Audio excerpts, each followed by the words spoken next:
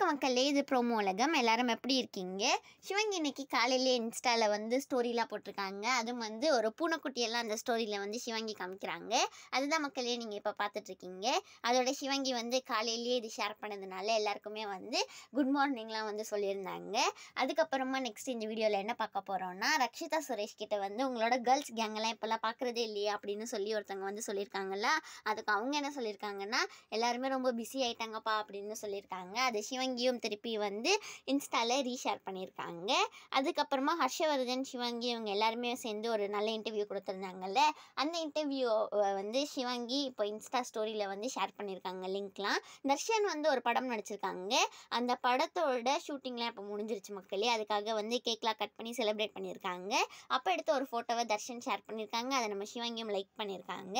இந்த வீடியோ உங்களுக்கு பிடிச்சிருக்கும்னு நினைக்கிறேன். பிடிச்சிருந்தா மறக்காமல் லைக் பண்ணி ப்ரோமோ உலகம் சேனலுக்கு சப்ஸ்கிரைப் பண்ணிடுங்க.